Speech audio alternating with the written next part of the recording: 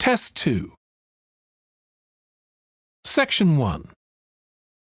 You will hear a woman phoning the secretary of a cycling club to find out about becoming a member. First, you have some time to look at questions 1 to 6.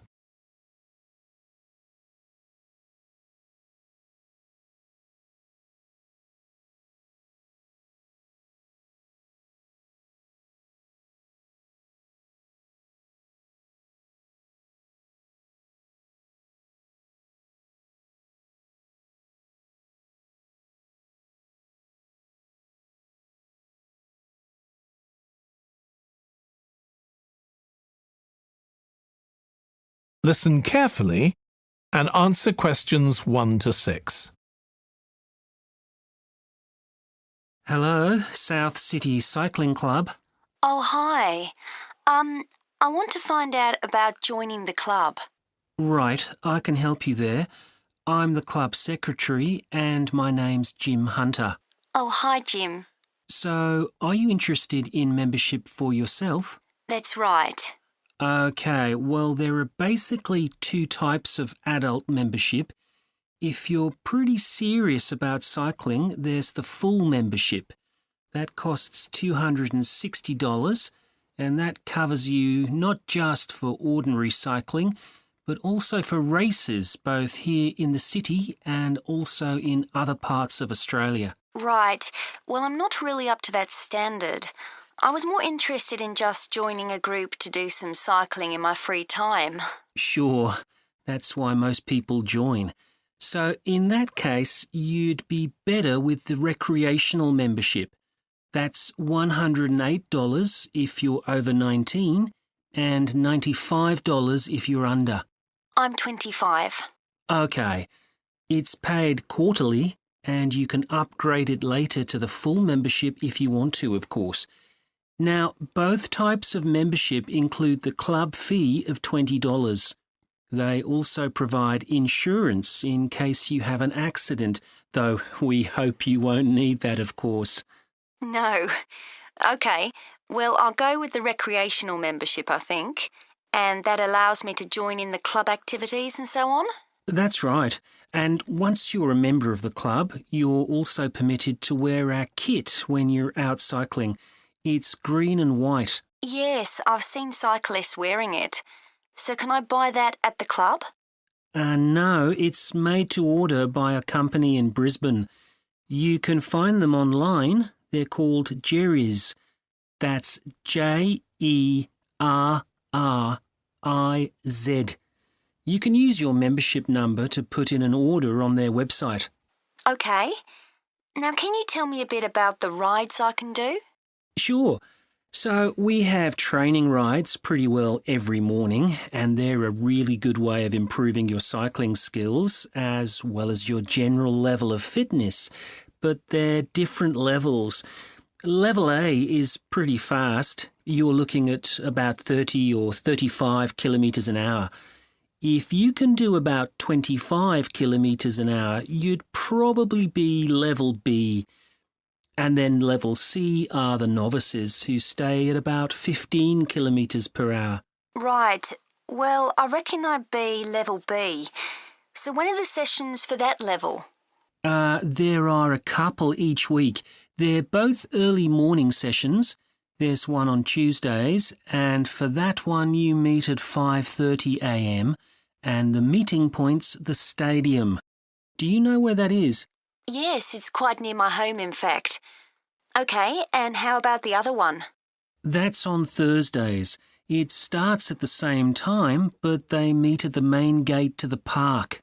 Is that the one just past the shopping mall? That's it. Before you hear the rest of the conversation, you have some time to look at questions 7 to 10.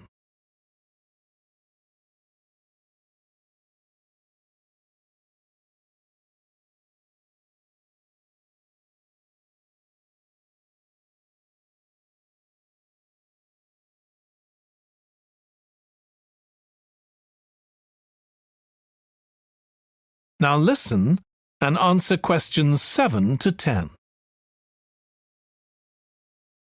So how long are the rides? They're about an hour and a half, so if you have a job, it's easy to fit in before you go to work. And the members often go somewhere for coffee afterwards, so it's quite a social event. Okay, that sounds good. I've only just moved to the city, so I don't actually know many people yet. Well, it's a great way to meet people. And does each ride have a leader? Sometimes, but not always. But you don't really need one. The group members on the ride support one another anyway. How would we know where to go? If you check the club website, you'll see that the route for each ride is clearly marked. So you can just print that out and take it along with you. It's similar from one week to another, but it's not always exactly the same. And what do I need to bring? Well, bring a bottle of water and your phone. You shouldn't use it while you're cycling, but have it with you. Right. And in winter, it's well before sunrise when we set out, so you need to make sure your bike's got lights. That's okay. Well, thanks, Jim. I'd definitely like to join. So what's the best way of going about it? You can... That is the end of section 1. You now have half a minute to check your answers.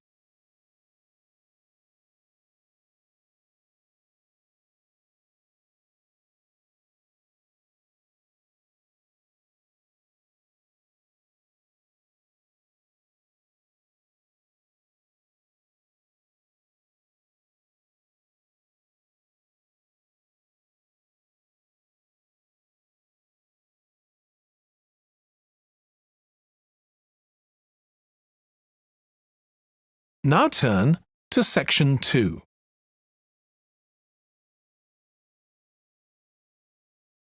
Section 2. You will hear a manager in a company talking to employees about volunteering for charity work. First, you have some time to look at questions 11 to 16.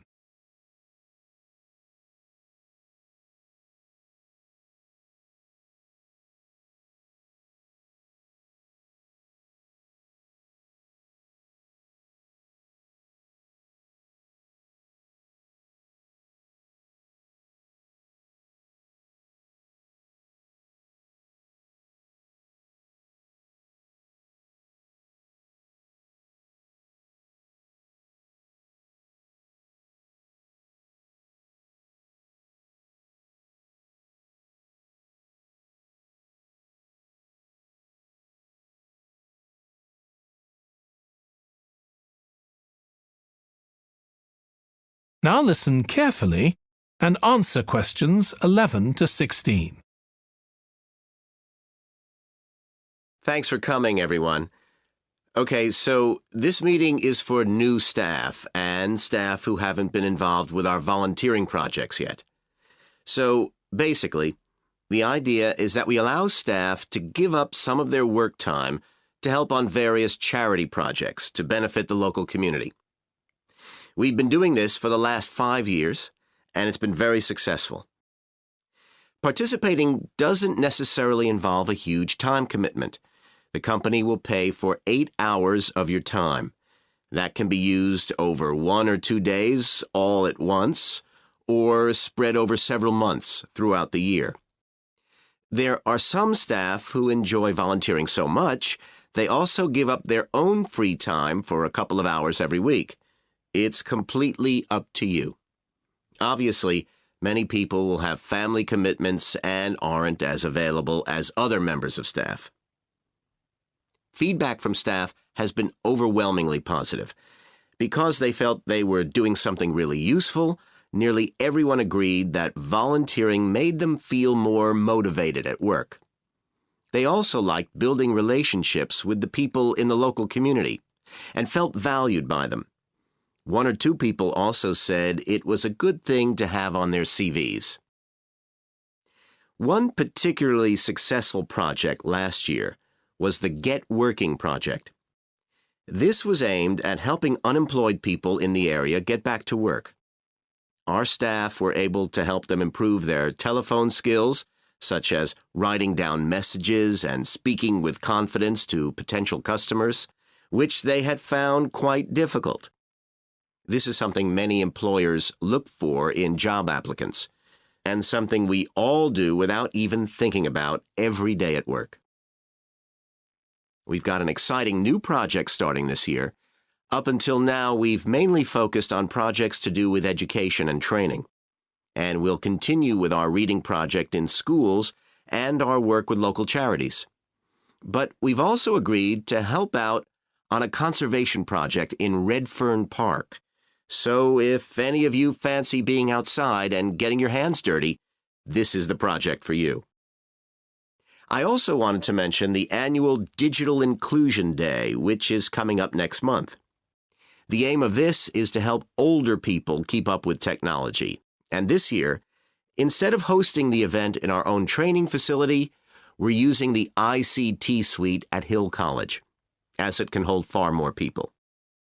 We've invited over 60 people from the Silver Age Community Center to take part, so we'll need a lot of volunteers to help with this event. If you're interested in taking part, please go to the volunteering section of our website and complete the relevant form. We won't be providing any training for this, but you'll be paired with an experienced volunteer if you've never done it before. By the way, don't forget to tell your manager about any volunteering activities you decide to do. Before you hear the rest of the talk, you have some time to look at questions 17 to 20.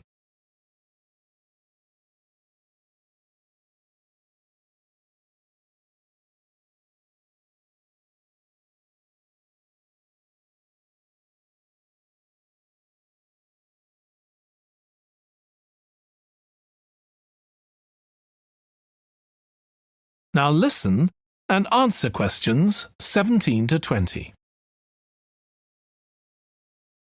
The participants on the Digital Inclusion Day really benefited. The majority were in their 70s, though some were younger, and a few were even in their 90s. Quite a few owned both a computer and a mobile phone, but these tended to be outdated models.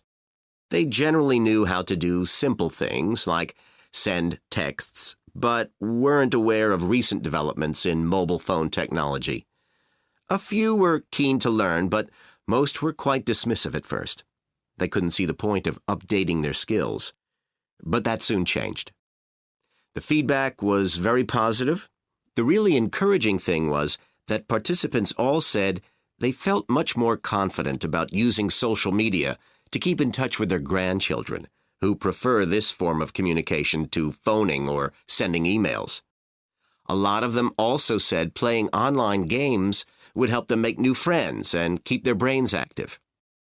They weren't that impressed with being able to order their groceries online, as they liked going out to the shops, but some said it would come in handy if they were ill or the weather was really bad. One thing they asked about was using tablets for things like reading newspapers. Some people had been given tablets as presents, but had never used them. So that's something we'll make sure we include this time. That is the end of section 2. You now have half a minute to check your answers.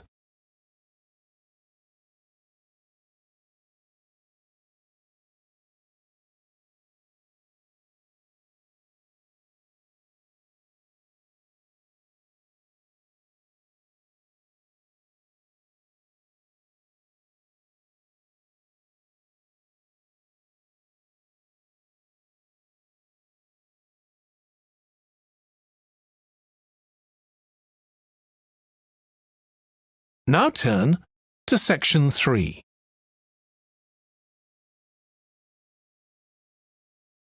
Section 3. You will hear a student called Russ consulting his tutor about a presentation he is preparing on nanotechnology, the study of materials on an extremely small scale. First, you have some time to look at questions 21 to 25.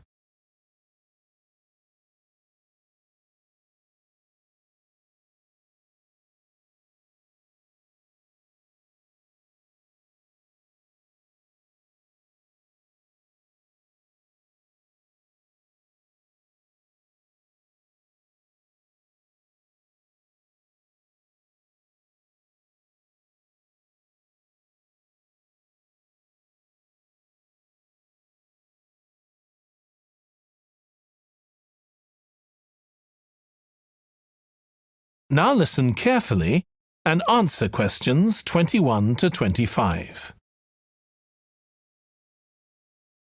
Come in, Russ. Thank you.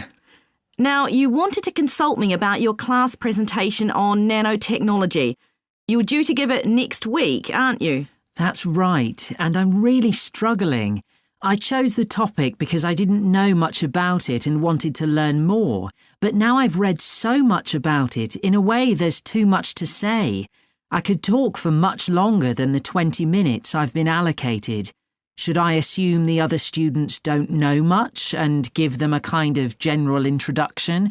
Or should I try and make them share my fascination with a particular aspect?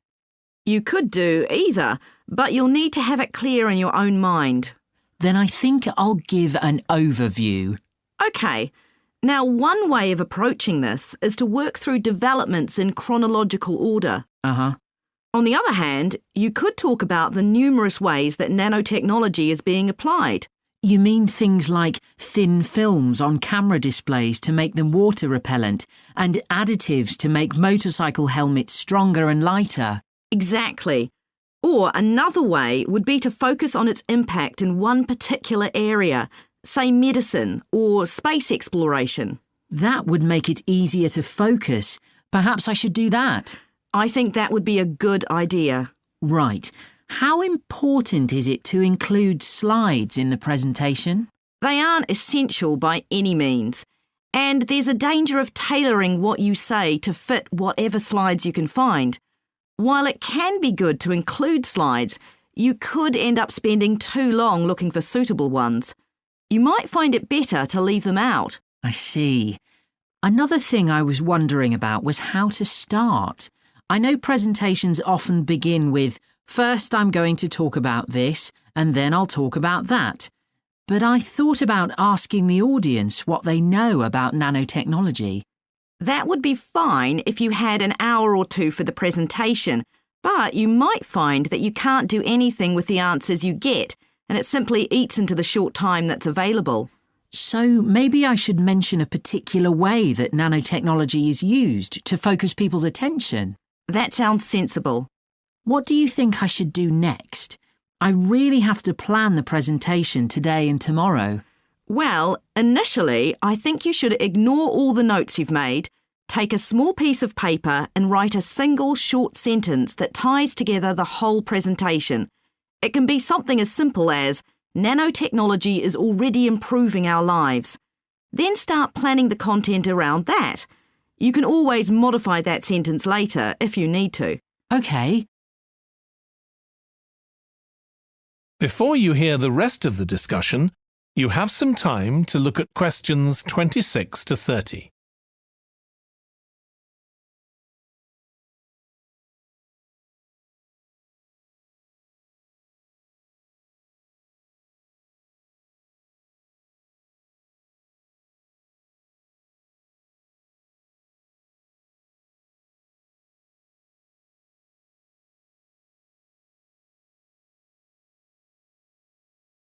Now listen and answer questions 26 to 30. OK, now let's think about actually giving the presentation. You've only given one before, if I remember correctly, about an experiment you'd been involved in. That's right. It was pretty rubbish. Let's say it was better in some respects than in others. With regard to the structure, I felt that you ended rather abruptly, without rounding it off. Be careful not to do that in next week's presentation. OK. And you made very little eye contact with the audience because you were looking down at your notes most of the time. You need to be looking at the audience and only occasionally glancing at your notes. Your body language was a little odd. Every time you showed a slide, you turned your back on the audience so you could look at it. You should have been looking at your laptop. And you kept scratching your head, so I found myself wondering when you were next going to do that, instead of listening to what you were saying. Oh dear. What did you think of the language? I knew that not everyone was familiar with the subject, so I tried to make it as simple as I could. Yes, that came across. You used a few words that are specific to the field, but you always explained what they meant. so the audience wouldn't have had any difficulty understanding. I must say, the handouts you prepared were well thought out. They were a good summary of your presentation, which people would have been able to refer to later on. So well done on that. Thank you. Well, I hope that helps you with next week's presentation. Yes, it will. Thanks a lot. I'll look forward to seeing a big improvement then. That is the end of section 3. You now have half a minute to check your answers.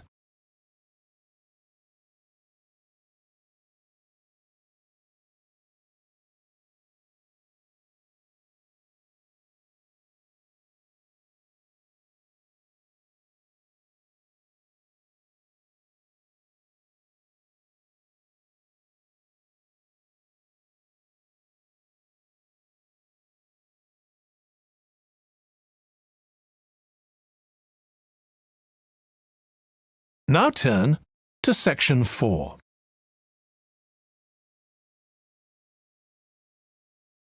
Section 4. You will hear a lecturer in psychology talking about a type of memory. First, you have some time to look at questions 31 to 40.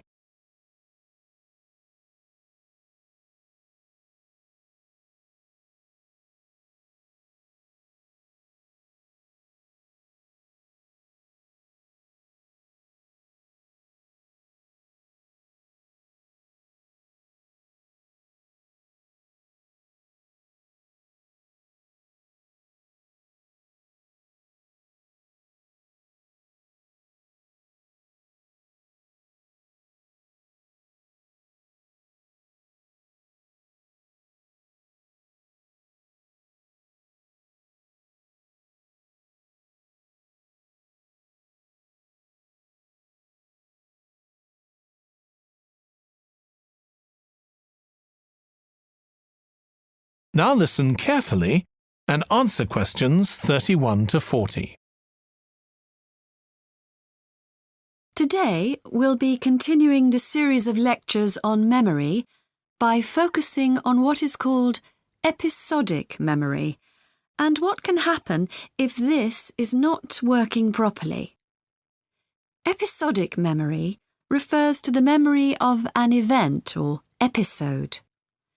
Episodic memories allow us to mentally travel back in time to an event from the past. Episodic memories include various details about these events. For example, when an event happened and other information such as the location. To help understand this concept, try to remember the last time you ate dinner at a restaurant. The ability to remember where you ate, who you were with, and the items you ordered are all features of an episodic memory.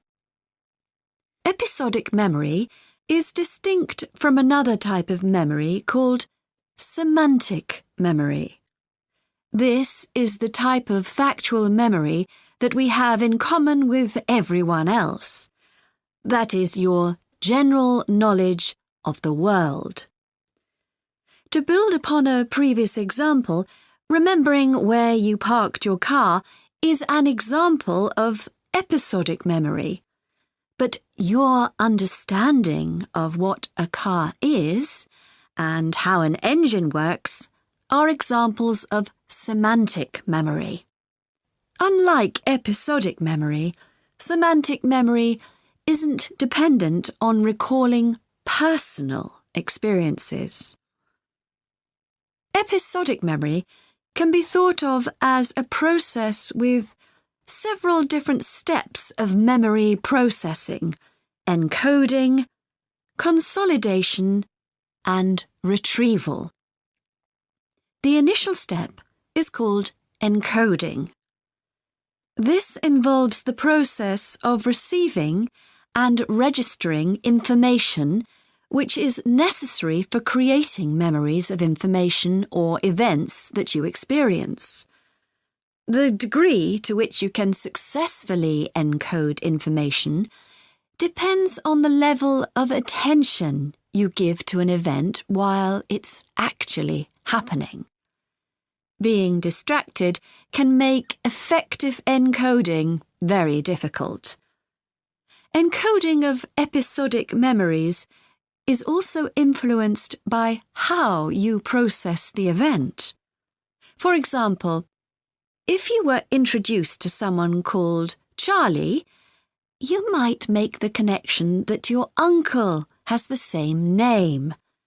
Future recollection of Charlie's name is much easier if you have a strategy to help you encode it.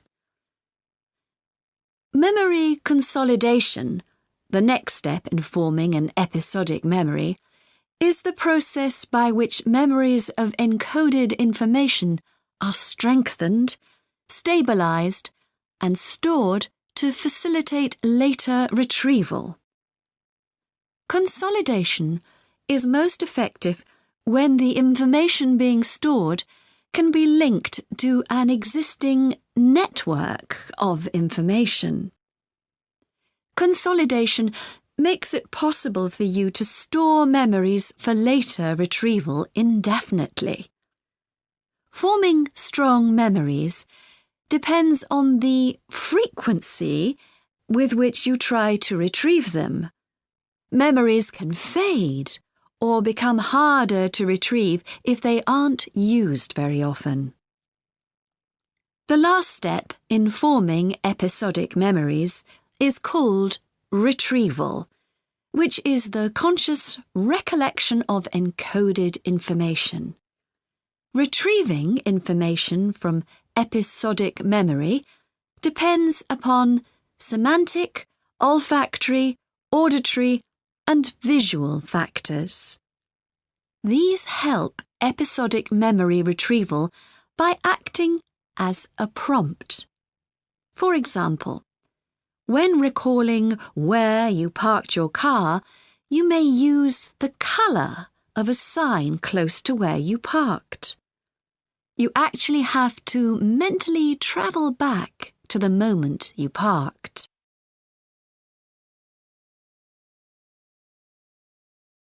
There are a wide range of neurological diseases and conditions that can affect episodic memory. These range from Alzheimer's to schizophrenia to autism. An impairment of episodic memory can have a profound effect on individuals' lives. For example, the symptoms of schizophrenia can be reasonably well controlled by medication. However, patients' episodic memory may still be impaired, and so they are often unable to return to university or work. Recent studies have shown that computer-assisted games designed to keep the brain active can help improve their episodic memory.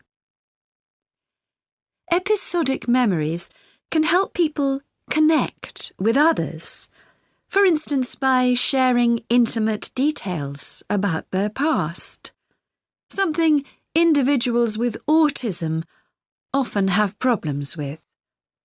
This may be caused by an absence of a sense of self.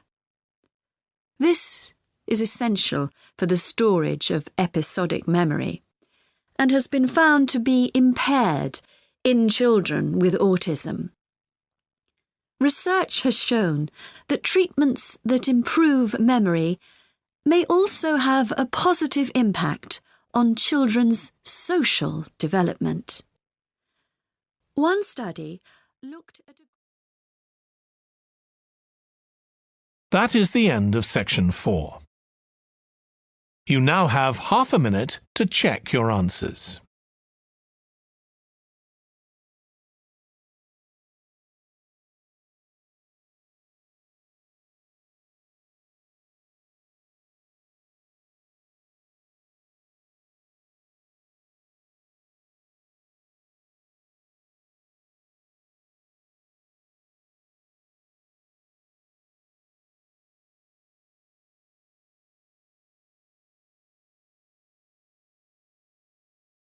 That is the end of the listening test.